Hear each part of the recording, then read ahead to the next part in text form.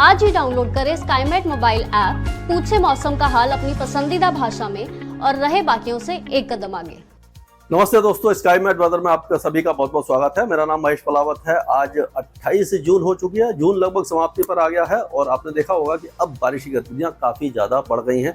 कई इलाकों में मूसलाधार बारिश हो रही है, लेकिन अभी भी कुछ इलाके हैं जैसे बिहार है, झारखंड, गंगे, पश्चिम बंगाल और उत्तर प्रदेश के ज्यादातर इलाके जो मध्य के इलाके हैं वो अभी भी बारिश से महरूम बने हुए हैं, यानी कि वहां पर बारिश बहुत कम हो रही है। और पश्चिमी राजस्थान में, पश्चिमी पंजाब, पश्चिमी हरियाणा में भी बारिश थोड़ी सी कम है, तमिलनाडु में भी बारिश थोड़ी सी कम है। लेकिन अब एक तरह से कह सकते हैं कि ये उत्साहवर्धक खबर कह सकते हैं हम कि अब जो है वो बारिश की गतिविधियां बढ़ने वाली हैं। अभी तक जो वेदर सिस्टम थे वो बहुत ज़्यादा स्ट्रॉन्ग नहीं हुए थे। सबसे बड़ी बात है कि अभी तक कोई लो प्रेशर एरिया बंगाल की खाड़ी, अरब सागर या लैंड के ऊपर नहीं बना था। तो अब निम्न दबाव का क्षेत्र भारत के अंदरूनी भागों में बनेगा और जब लो प्रेशर एरिया लैंड पर बन जाता है तो आपको मालूम है कि मूसलाधार बारिश होती है। और यही लो प्रेशर एरिया हम देखते हैं कि पिछले कई सालों में जो हुआ है, पहले क्या होता था कि मानसून का जो ट्रैक बदल गया है, क्लाइमेट चेंज का बहुत ज्यादा, यानी पर्यावरण का बदलाव जो देखने को मिल रहा है। पहले क्या होता था, अभी जैसे ये साइक्लोनिक सर्कुलेशन आप देख रहे हैं कि बंगाल की खाड़ी में बना हुआ है, तो यहाँ पर क्या होता था कि जब भी अब मानसून पूरे भारत में पहुंचने वाला है, काफी ज्यादा कवर कर चुका है, मतलब एक हफ्ते से ज्यादा नहीं लगेगा मानसून को पूरे भारत को कवर करने में। तो यहाँ फिर क्या होगा, एक्सिस ऑफ मानसून ट्रफ बन जाएगी। यहाँ पर जब लो प्रेशर एरिया बनता था तो वो इस तरह से आगे बढ़ता था, यानी उत्तर पश्चिमी दिशा में आगे बढ़ता था। लेकिन पिछले कुछ सालों में हम क्या देख रहे हैं कि ये जो लो प्रेशर एरिया बनते हैं वो इस तरह से आगे बढ़ते हैं, कभी मध्य भारत से, कभी ये राजस्थान से हुए, यानी इस तरह से या उत्तर पश्चिम की जगह या पश्चिम उत्तर पश्चिम दिशा में या पश्चिम दिशा में आगे बढ़ते हैं। तो इसके प्रभाव से क्या होता है कि उड़ीसा, छत्तीसगढ़ और मध्य प्रदेश के कई इलाकों के साथ साथ विदर्भ में, कभी कभी तेलंगाना से होते हुए भी गुजरता है, महाराष्ट्र के उत्तरी इलाके, गुजरात और ईस्ट राजस्थान और साउथ राजस्थान में बारिश बहुत ज्यादा होती है। और ये आपको पता है कि जून के महीने में जो एवरेज रेनफॉल है वो बहुत ज्यादा नहीं होता, उसी तरह से सितंबर के महीने में ज्यादा नहीं होता। सबसे ज्यादा जो बारिश होती है वो पूरे भारत को जो मिलती है वो जुलाई और अगस्त में मिलती है। तो जुलाई और अगस्त के महीने सबसे ज्यादा इंपॉर्टेंट है। तो वही होने वाला है कि जून में अभी तक बारिश कम हुई है, मानसून बहुत तेजी से आगे बढ़ा है, लेकिन जुलाई में और अगस्त जो बहुत अच्छे निकलने वाले हैं। और जो भी बारिश की कमी आपको अभी दिखाई दे रही है, आपको चिंता करने की बिल्कुल भी जरूरत नहीं है। देश के हर हिस्से को पर्याप्त बारिश मिलने वाली है इस बार। तो देखते हैं कि मानसून की चाल आप देखिए, अभी भी ये पूरा इलाका मानसून का खाली पड़ा हुआ है। आप देखेंगे कि ये गंगे पश्चिम बंगाल हो गया, दक्षिणी बिहार है, झारखंड है और उत्तर प्रदेश के पूरे इलाके, केवल ये यहाँ पर बस दक्षिणी उत्तर प्रदेश को छुआ है, यहाँ पर उत्तर पूर्वी उत्तर प्रदेश को इसने छुआ है। पूरा उत्तर प्रदेश अभी खाली पड़ा है। उत्तराखंड, हिमाचल, जम्मू कश्मीर, लद्दाख, ये सारे इलाकों पर मानसून पहुंच गया है। समय से पहले राजस्थान और गुजरात को कवर कर गया है, राजस्थान के कई इलाके कवर हो चुके हैं। ये काफी एक उत्साहवर्धक यहाँ के लिए तो है, लेकिन जो ये जो पूर्वी या गंगा के मैदानी क्षेत्र हैं, यहाँ पर अभी चिंता का विषय बना हुआ है। और सबसे बड़ी बात है कि क्लाइमेट चेंज का असर जो है वो सबसे ज्यादा गंगा के मैदानी क्षेत्रों में ही पिछले 3-4 सालों से दिखाई दे रहा है। आपने देखा होगा कि बिहार में अक्सर बाढ़ आ जाया करती थी, अब सूखे जैसे हालात है। उत्तर प्रदेश है, झारखंड है, पश्चिम बंगाल, उड़ीसा के कुछ इलाके और पंजाब, हरियाणा, दिल्ली, ये जो इलाके हैं वो सूखे की मार झेलते हैं। ड्रॉट लाइक कंडीशन आती है, अगस्त सितंबर में जाके बारिश होती है, लेकिन जब बारिश की जरूरत होती है तब नहीं होती। तो ये क्लाइमेट चेंज का असर दिखाई दे रहा है। लेकिन इस बार का मानसून अच्छा दिखाई दे रहा है। जुलाई में ही बारिश की गतिविधियां शुरू होने वाली है। तो ये मानसून की इस तरह की चाल आपने देखी। अगर हम देखें तो क्या होने वाला है कि जो ये यहाँ पर इस तरह से ये जो है साइक्लोनिक सर्कुलेशन जब अंदर आएगा तो थोड़ा सा और इंटेंस होगा और यहाँ पर आते आते हो सकता है लो प्रेशर एरिया बन जाए उत्तर प्रदेश के ऊपर आते हुए। और ये दक्षिणी उत्तर प्रदेश के यानी कि मध्य और दक्षिणी उत्तर प्रदेश और दिल्ली के दक्षिण से होता हुआ ये राजस्थान, ये मैं इसलिए एल बना रहा हूँ कि इधर से इस तरह से ये आगे बढ़ता हुआ जाएगा और पाकिस्तान तक पहुंच जाएगा। यानी कि इसको लगातार ऊर्जा मिलती रहेगी और ये अपने साथ बारिश को लेकर के आएगा और भारी बारिश की गतिविधियां होने वाली हैं इस सब के प्रभाव से। और अगर देखें इसको हम इससे देखते हैं कि जो विंड के हिसाब से आप देखिए, यहाँ पर आप देखिए ये विंड ऐसे घूमने लगी है। साइक्लोनिक सर्कुलेशन क्या होता है, हवाएं घूमती हैं और जब हवा ऊपर की तरफ उठती है तो जो नीचे, क्योंकि हवा का ही दबाव होता है पृथ्वी पर, और जब हवा ऊपर की तरफ उठ जाती है तो नीचे निम्न दबाव का क्षेत्र बन जाता है और आसपास की हवाएं जो है उसको भरने आती है, और जब आके फिर वो ऊपर की तरफ उठती है, और जहां पर भी वो ऊपर घूमती हुई ऊपर उठती है वो बादल बनते हैं और बारिश होती है। नमी ऑलरेडी यहाँ पर है। तो ये आप देखिए। उसके बाद अगर और आगे चलते हैं हम, तो किस तरह से आगे बढ़ेगा। अब देखिए, ये 30 तारीख को ये लो प्रेशर एरिया बन गया दक्षिण पश्चिमी उत्तर प्रदेश और दिल्ली के दक्षिण में, ये लो प्रेशर एरिया बन गया। और उसके बाद आप देखिए और आगे जाएगा, ये देखिए लो प्रेशर एरिया काफी ज्यादा स्ट्रांग हो गया दिल्ली के दक्षिण में, तो ये इसका असर दिल्ली में दिखाई देगा, उत्तर प्रदेश और ये पूर्वी राजस्थान पर दिखाई देगा, और जो ग्वालियर संभाग है वहां पर भी दिखाई देगा ये 1 तारीख को। और उसके बाद और आगे आप चलते हैं तो 2 तारीख तक आप देखेंगे कि ये दिल्ली से आगे चला जाएगा और आपका राजस्थान के कई इलाकों में मूसलाधार बारिश देगा। ये लो प्रेशर एरिया राजस्थान पर आ गया। आप देखिए यहाँ पर भी विंड काफी तेज हो गई है ये। और उसके बाद अगर अब 3 तारीख की तरफ चलते हैं तो ये जो जैसलमेर, जोधपुर, बाड़मेर उसकी तरफ चला गया, और ये फिर पाकिस्तान का जो सिंध प्रांत है और जो दक्षिणी पंजाब है उस प्रांत में ये बारिश देना शुरू कर देगा। तो इस तरह से जाकर के ये आगे चला जाएगा। तो ये तो हुआ आपका लो प्रेशर एरिया का जो मूवमेंट है वो किस तरह आप देख सकते हैं। ये वेदर चार्ट के ऊपर कैसे पढ़ सकते हैं ये मैंने आपको दिखाया।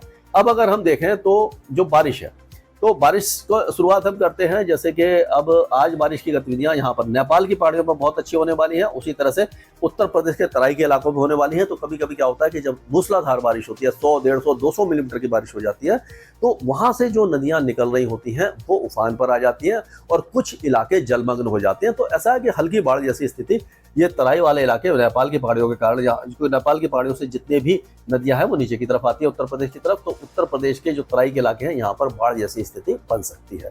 तो और अगर पहाड़ों की बात करें तो पहाड़ों में उत्तराखंड में ही बारिश होगी, हिमाचल और जम्मू कश्मीर में हल्की बारिश होगी, लद्दाख में बहुत हल्की बारिश होगी। और अगले 2 दिनों के दौरान हम देखेंगे कि ये पंजाब, हरियाणा और पश्चिमी राजस्थान में बारिश की गतिविधियां बहुत ज्यादा कम होने वाली हैं। तो आप देखिए, अब ये भी देखिए पश्चिमी पंजाब, हरियाणा ये सारे में नहीं है, लेकिन ये आपका 29 तारीख तक दिल्ली में मूसलाधार बारिश शुरू हो जाएगी और हरियाणा के कई इलाके बारिश देखेंगे, पंजाब में छुटपुट बारिश होगी, उत्तराखंड में भारी बारिश की संभावना नजर आ रही है। और आप देखिए उत्तर प्रदेश का हाल देखिए, ये रेड रंग जो है ये मानिए समझ लीजिए कि heavy to very heavy rain है, 150-200 मिलीमीटर की बारिश है। और ये जो थोड़ा सा नारंगी रंग है यहाँ पर भी 100 मिलीमीटर की बारिश है, और बाकी जो नीला है ये 70 से 80 मिलीमीटर की बारिश है। तो आप देखिए कि उत्तर प्रदेश के ज्यादातर इलाके, हरियाणा, दिल्ली, उत्तराखंड और ये ग्वालियर के कुछ इलाके यानी कि जो आपका बुंदेलखंड है वहां तक बारिश की गतिविधियां आपको 29-30 तारीख तक दिखाई देने वाली हैं। बहुत अच्छा एक तरह से मानसून सिस्टम ये बन चुका है और ये बनने वाला है। लो प्रेशर एरिया बन जाएगा, और लो प्रेशर एरिया आपको मालूम है कि समुद्र में कितना खतरनाक होता है, तो उससे ज्यादा खतरनाक ये लैंड के ऊपर होता है कि यहाँ पर भारी बारिश होती है। समुद्र में तो भारी बारिश होती है तो कुछ फर्क नहीं पड़ता, लेकिन यहाँ पर भारी बारिश होती है तो ये हाल होता है। तो आप देखिए ये जो राजस्थान वगैरह है ये आपका 29 तारीख तक बहुत ज्यादा बारिश नहीं देखेगा। पूर्वी राजस्थान में हल्की फुल्की बारिश होगी, लेकिन जो साफ दिखाई दे रहा है ऐसा नहीं है, ये तो मॉडल है। तो इसमें क्या होता है कि जब नमी क्योंकि ऑलरेडी आ रही है, अगर बारिश नहीं होगी तो यहाँ पर थोड़ा सा टेम्परेचर बढ़ेगा तो हवा गर्म होकर के ऊपर उठेगी। तो जो खंड वर्षा है वो अभी भी चांसेज हैं कि आपका चूरू, बीकानेर, जैसलमेर, जोधपुर, बाड़मेर और सिरोही, पाली, सांचौर और ये आपका अनूपगढ़, हनुमानगढ़ और श्री गंगानगर में हो सकती है। यानी खंड वर्षा थोड़ी बहुत होगी, लेकिन जो अच्छी बारिश है वो आपको दिखाई देने वाली है। ये देखिए जब आगे आएगा ये 30 तारीख को आप देखिए दिल्ली वगैरह ये पूरे इलाके को और पूर्वी राजस्थान को कवर कर जाएगा। और ये पूरा जो ये पूर्वी भारत है, बिहार, झारखंड, पश्चिम बंगाल और ये छत्तीसगढ़, उड़ीसा और जो मध्य प्रदेश के ज्यादातर इलाके जो पूर्वी मध्य प्रदेश है उसमें मूसलाधार बारिश देगा। और उसके बाद ये आप देखेंगे कि 1 और 2 तारीख को ये पूरे जो राजस्थान के जो दक्षिणी इलाके हैं जैसे कि कोटा, बूंदी, बारा, भीलवाड़ा, झालावाड़, चित्तौड़गढ़, उदयपुर, ये सारे इलाके बारिश देखेंगे। आप देखेंगे कि 4 तारीख होते होते ये जैसलमेर, जोधपुर, बाड़मेर होते हुए आगे निकल जाएगा। ये अभी का अनुमान है, ऐसा नहीं है कि ये इसी तरह से जाएगा। थोड़ा सा मॉडल में चेंजेस भी आते हैं, लेकिन एक तरह से मैं आपको बता रहा हूँ कि इस तरह का वेदर होने वाला है।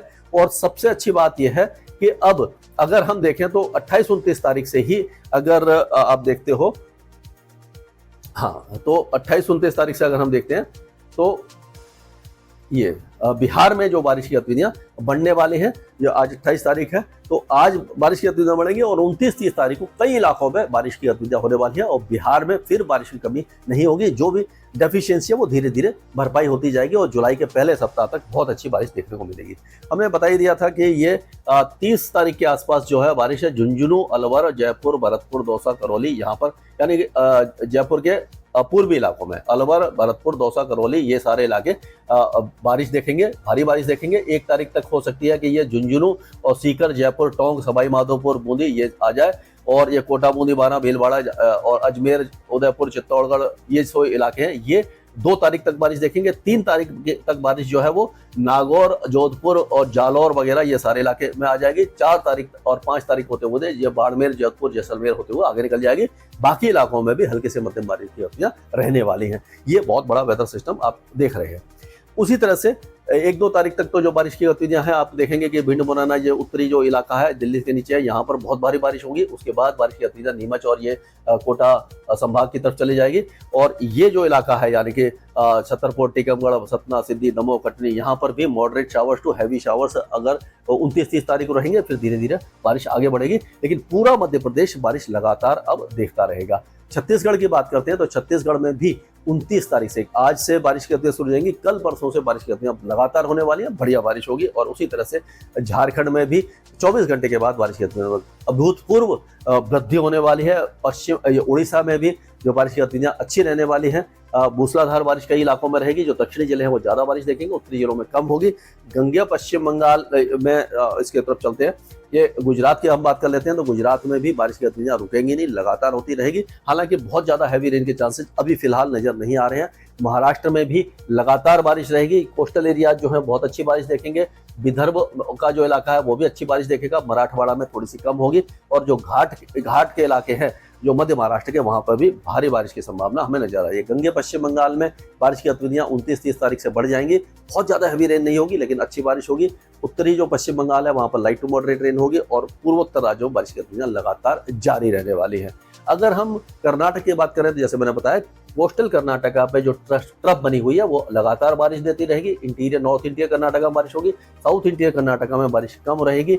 तेलंगाना में भी लगातार बारिश की गतिविधियां रहेंगी। लेकिन जो ये जो है खम्मम है और आपका जो नालगोंडा वगैरह ये जो इलाके हैं यहाँ पर थोड़ी सी बारिश कम रहेगी, उत्तरी इलाकों में ज्यादा रहेगी।